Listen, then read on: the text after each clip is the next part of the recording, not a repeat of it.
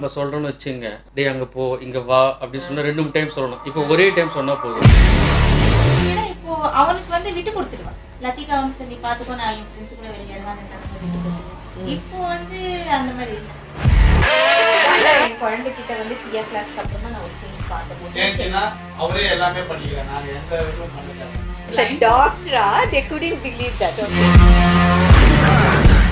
நம்ம இப்போ மோனிகாவோட பேரண்ட்ஸ் கூட இருக்கோம். ஸோ டியா கிளாஸுக்கு அப்புறமா என்ன மாதிரியான சேஞ்சஸ் எல்லாம் டியா கிளாஸ்க்கு அப்புறமா இருந்தது அப்படின்னு சொல்லிட்டு அவங்க பேரண்ட்ஸ் கிட்ட கேட்கலாம். Good evening. Good evening. Okay, so Premkumar கிட்ட என்ன எதிர்பார்த்து டியா கிளாஸ்ல போட்டீங்க? நம்பிக்கைன்றதே கிடையாது. எதுனா ஒரு செய்ய சொன்னா போமா, நான் செய்ய போமா, கான்ஃபிடன்ஸ் இல்லாம அந்த மாதிரி இருந்தா.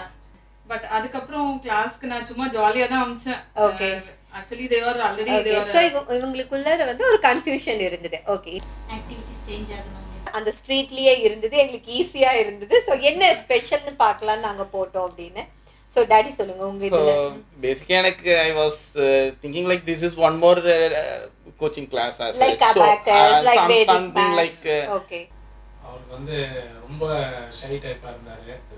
அதெல்லாம் ஓரளவுக்கு இப்ப சரியாயிடுச்சு. ஓகே, முன்னெல்லாம் வந்து இப்போ அகாடமிக் இதில் பார்த்தீங்கன்னா ஸ்டடீஸில் பார்த்தீங்கன்னா ஒரு கொஸ்டினை வந்து இது ஒரு 3 hours படிப்பான், உடனே மறந்துடுவோம். இப்போ வந்து ஒரு 15 minutes போதும், ஒரு கொஸ்டின் அண்ட் ஆன்சர் எழுதிடுறோம். 3 hours படிக்கிற ஒரு விஷயம் 15 minutesல படிக்க முடியுதா? அது தமிழ்லையும் சரி இங்கிலீஷ்லையும். தமிழ் கொஞ்சம் கம்மியாக வரும், இங்கிலீஷ் கொஞ்சம் ஸ்பீடாக பண்ணுவான்.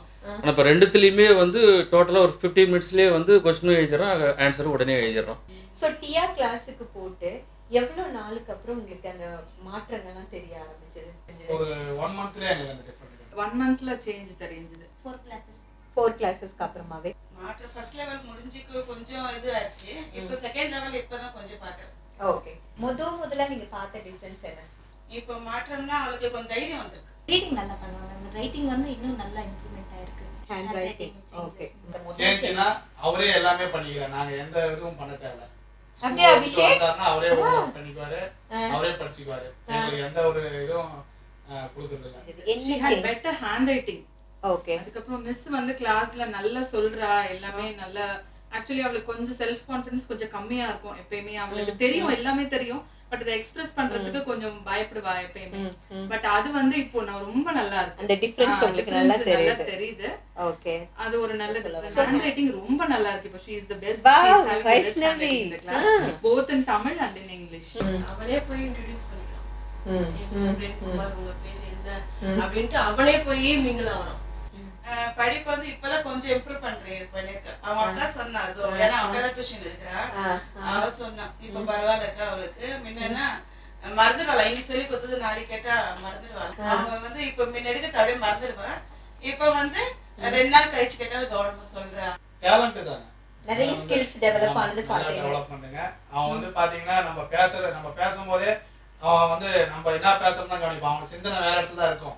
ஆனா நம்ம பேசும்போது நம்ம என்ன பேசுறோம், கான்சென்ட்ரேஷன் அட்டென்டிவா இருக்கா. ஆமா. பிஹேவியர் சைடுல லத்திகா கிட்ட நீங்க பார்த்த மிகப்பெரிய மாற்றம் என்ன? எல்லாத்துலயும் கலந்துக்கணும்னு ஒரு ஆர்வம் இருக்கு. அது வந்து அவளுக்கு எனக்கு தெரியலனாலும் பரவாயில்ல, நான் அது கத்துக்கணும், கலந்துக்கணும். அந்த இதுல காம்படிஷன்ல வரும்போது கலந்துக்கணும்னு நினைக்கிறா. ஜெயிக்கணும் இல்லையா அது வேற பிரச்சனை, நான் பார்ட்டிசிபேட் பண்ணணும்னு நினைக்கிறா.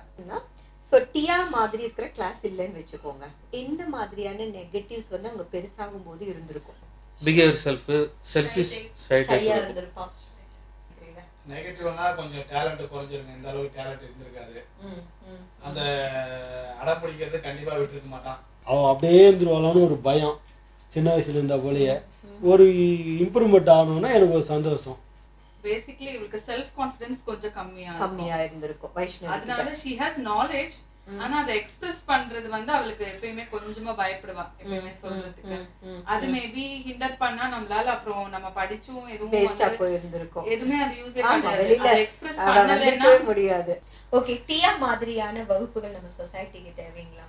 கண்டிப்பா இப்போ இருக்கிற சிச்சுவேஷனுக்கு கண்டிப்பா தேவை.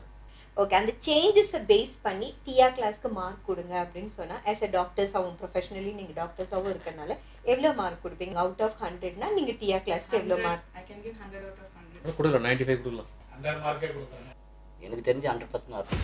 100% ஹாப்பியா இருக்கீங்க.